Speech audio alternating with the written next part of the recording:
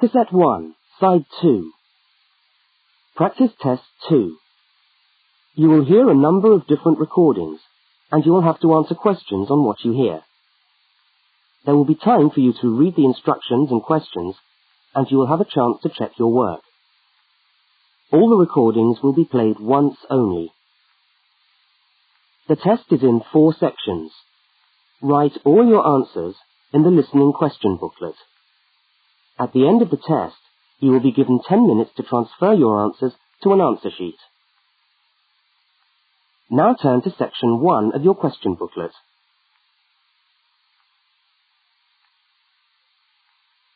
Section 1. In this section, you will hear 2 overseas students, Kate and Lukey, being interviewed by a university counsellor. First look at questions 1 to 5.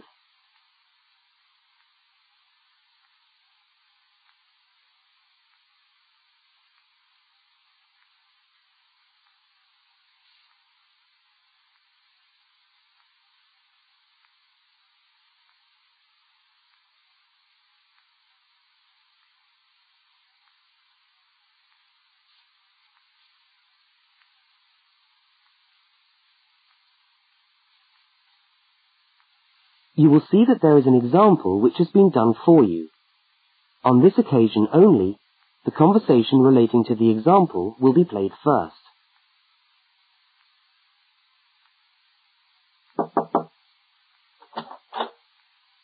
Hi there, Kate. Come on in. How are you today? Fine, thanks.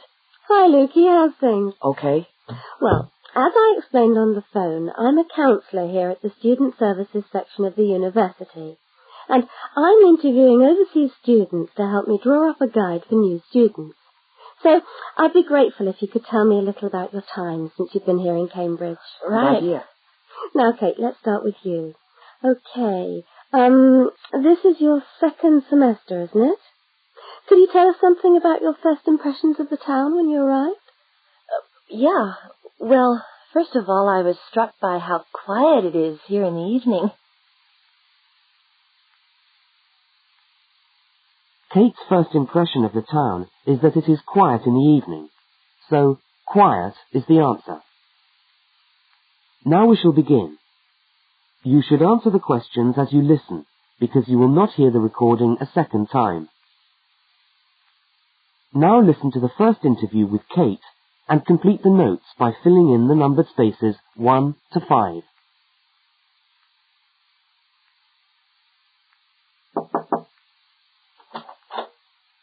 Hi there, Kate. Come on in. How are you today? Fine, thanks.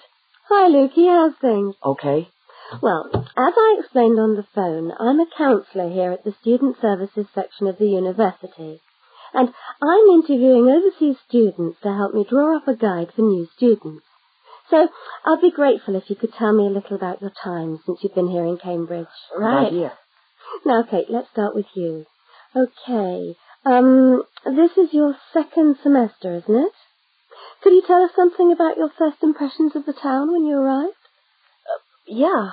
Well, first of all, I was struck by how quiet it is here in the evening. Yeah, I suppose Cambridge is a quiet place. Where did you live when you first arrived? Well, I went straight into student accommodation.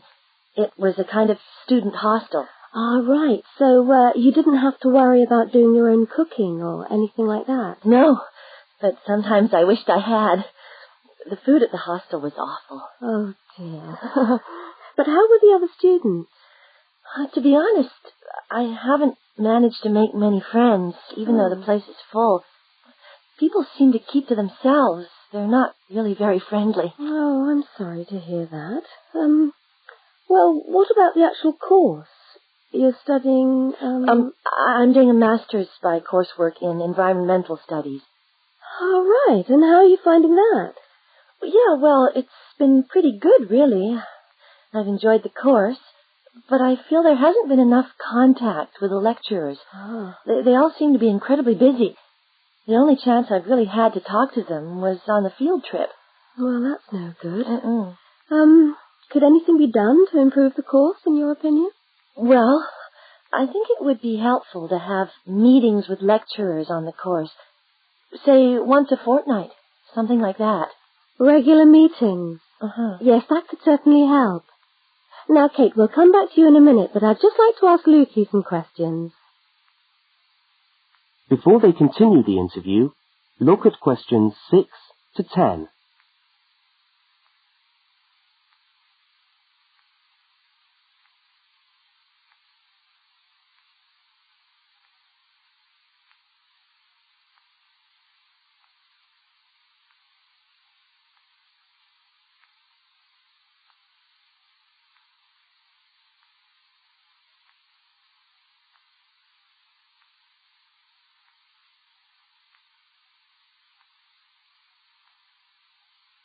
As you listen to the rest of the interview, complete the notes.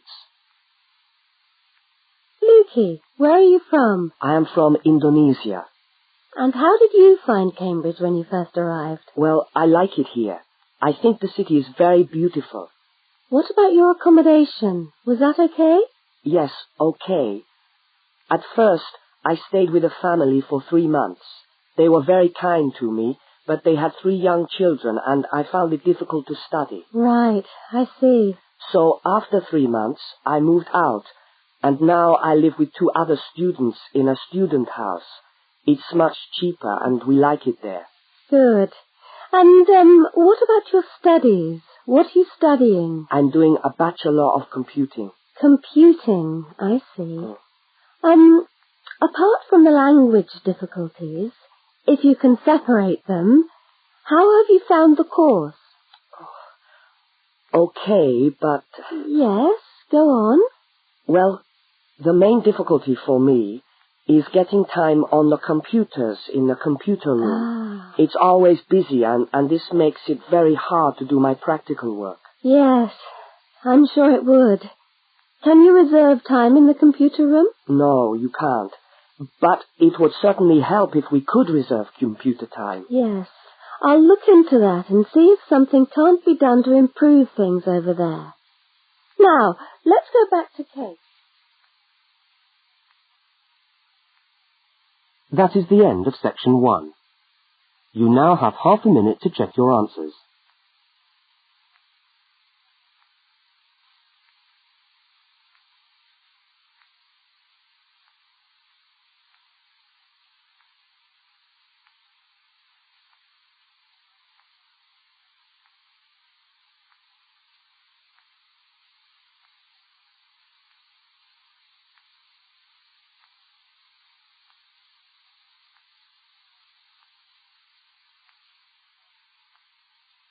Now turn to section 2.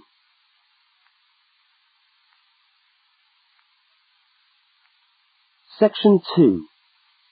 You are going to hear a radio tour about buying a bicycle. First, you have some time to look at questions 11 to 20.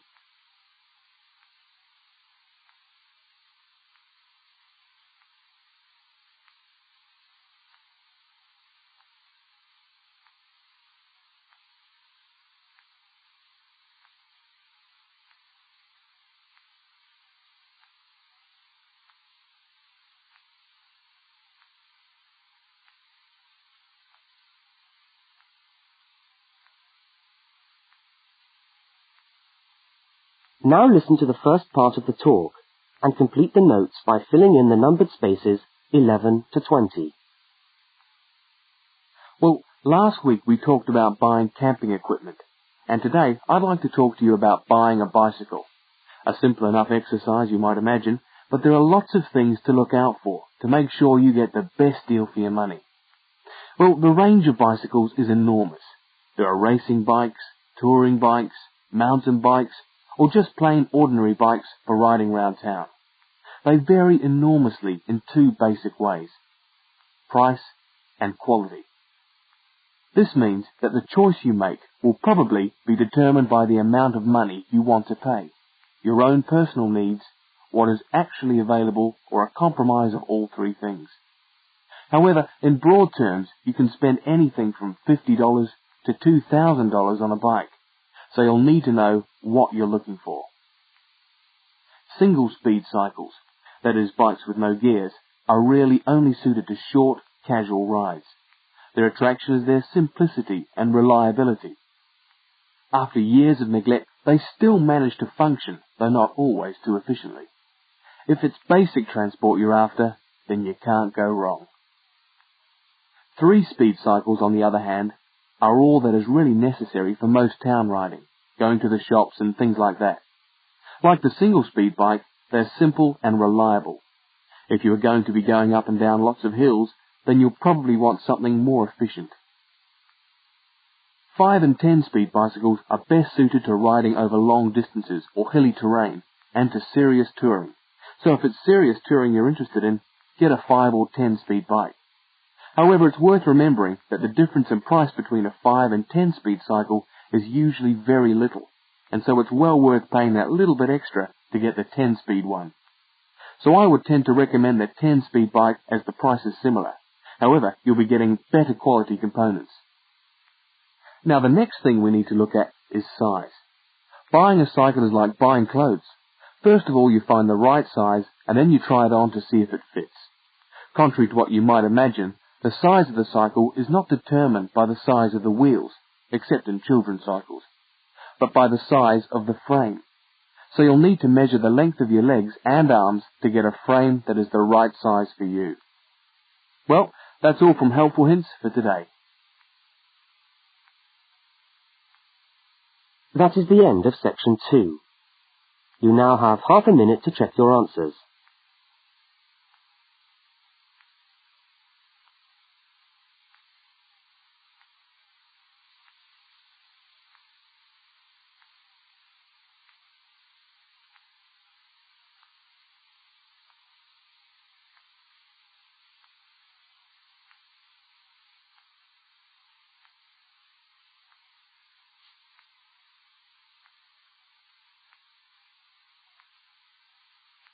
Now turn to section 3.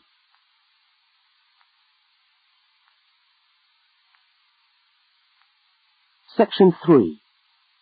In this section, you will hear a conversation between two students, Fiona and Martin, talking about a tutorial topic. First, look at questions 21 to 24.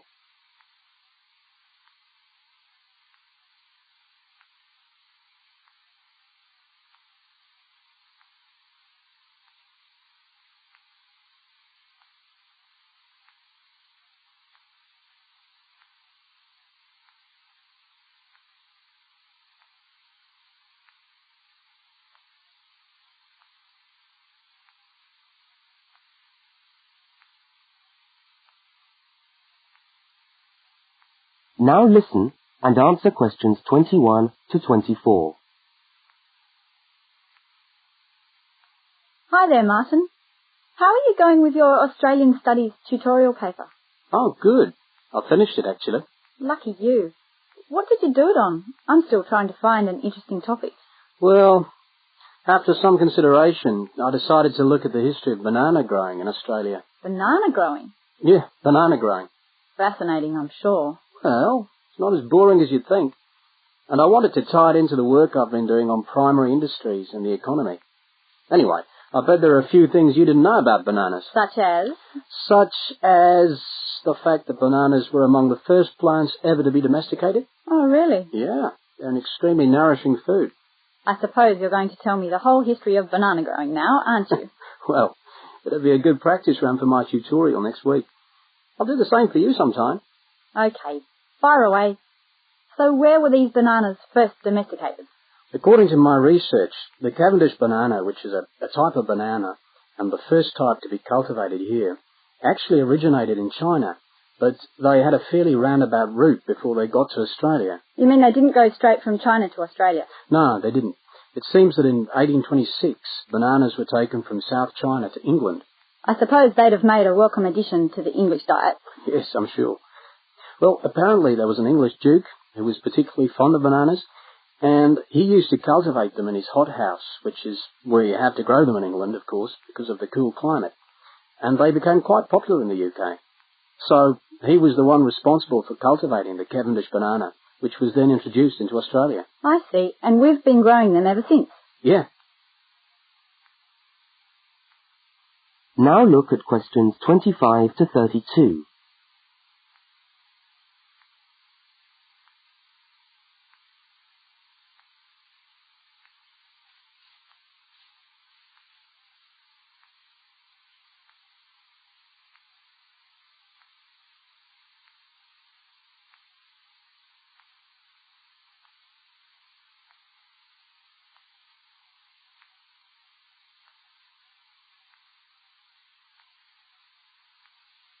As the conversation continues, complete Martin's notes.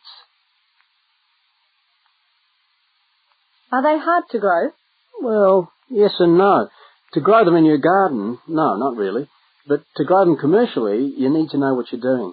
You see, you only get one bunch of bananas per tree, and it can take up to 3 years for a tree to bear fruit if you don't do anything special to it. But this period is greatly reduced with modern growing methods, particularly in plantations where you have perfect tropical conditions. Right. So what are you looking at? 1 year? 2 years? No, around 15 months in good conditions for a tree to produce a bunch of bananas.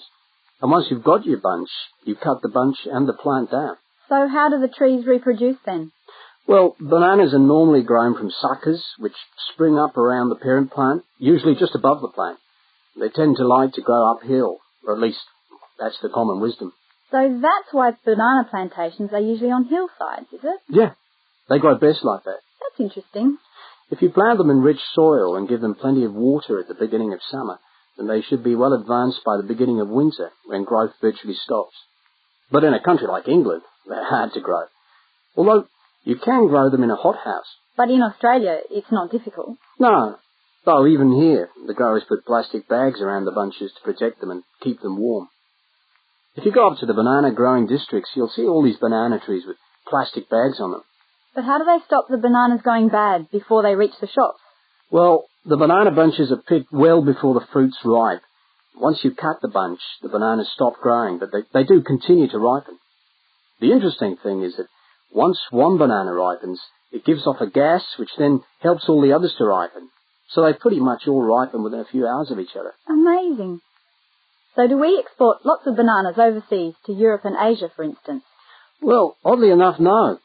I believe New Zealand takes a small proportion of the crop, but otherwise, well, they're mostly grown for the domestic market, which is surprising when you think about it, because we grow an enormous number of bananas each year. Yes, well, thank you for all that information. I'm sure the tutorial paper will go really well. You certainly seem to have done your research on the subject. Let's hope so. That is the end of section 3. You now have half a minute to check your answers.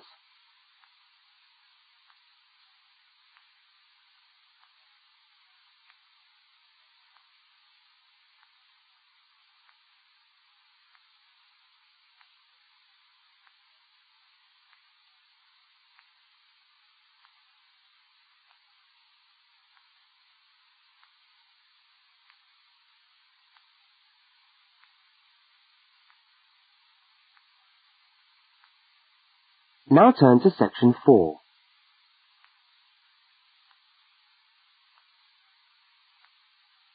Section 4. You are going to hear part of a public lecture for new students.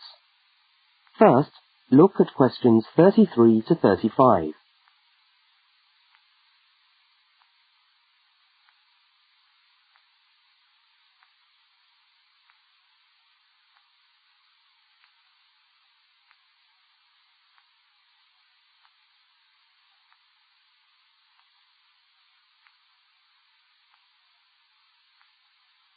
Now listen and answer questions 33 to 35.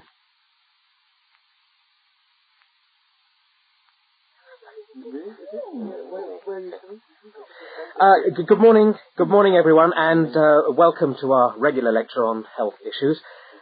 This series of lectures is organised by the Students' Union and is part of the Union's attempt to help you, the students of this university, to stay healthy while coping with study and social life at the same time.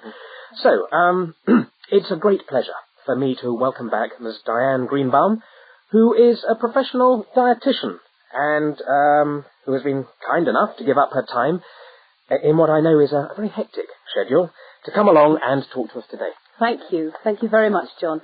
May I say it's a pleasure to be back. Now, stresses at university, being away from home and having to look after yourselves, learning your way around the campus, all contribute to making it quite hard sometimes to ensure that your diet is adequate. So, today, I'm going to talk about ways of making sure that you eat well, while at the same time staying within your budget.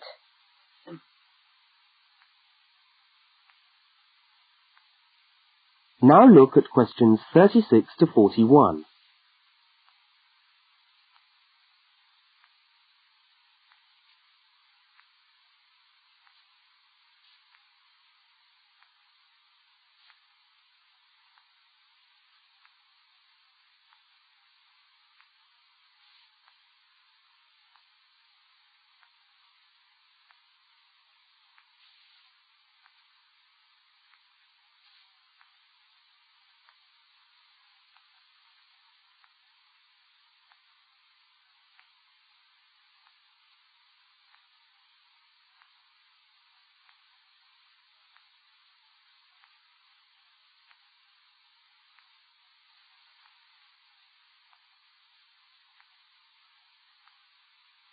As you listen to the second part of the lecture, complete the notes and diagram in the spaces provided.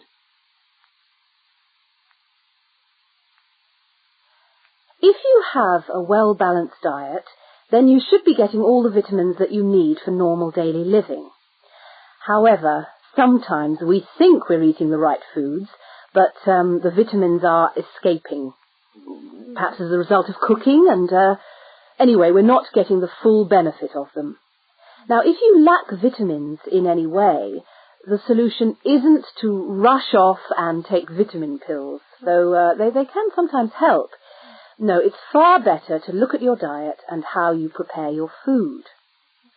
So, what are vitamins? Well, the dictionary tells us they are food factors essential in small quantities to maintain life. Now, there are fat-soluble vitamins which can be stored for quite some time by the body, and there are water-soluble vitamins which are removed more rapidly from the body.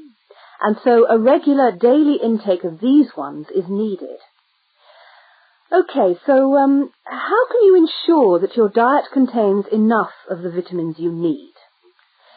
Well, first of all, you may have to establish some new eating habits. No more chips at the uni canteen, I'm afraid. Now, firstly, you must eat a variety of foods. Then you need to ensure that you eat at least 4 servings of fruit and vegetables daily. Now, you'll need to shop 2 or 3 times a week to make sure that they're fresh, and store your vegetables in the fridge or in a cool, dark place. Now, let's just refresh our memories by looking at the healthy diet pyramid. Okay, can you all see that? Good. Well, now, as you see, we've got 3 levels to our pyramid. At the top, in the smallest area, are the things which we should really be trying to avoid as much as possible. Things like, sugar, salt, butter, all that sort of thing. Next, on the middle of our pyramid, we find the things that we can eat in moderation. Not too much, though. And that's where we find milk, lean meat, fish, nuts, eggs. And then at the bottom of the pyramid are the things that you can eat lots of, because they're the things that are really good for you. Here we have bread, vegetables, and fruit. So, don't lose sight of your healthy diet pyramid when you do your shopping.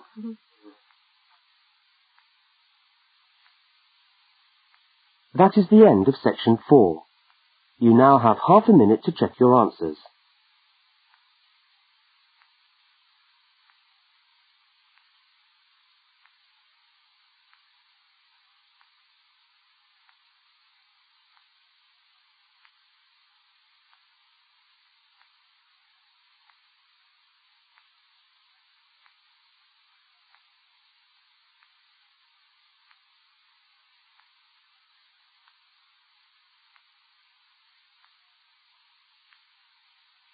That is the end of the listening test. You now have 10 minutes to transfer your answers to the listening answer sheet.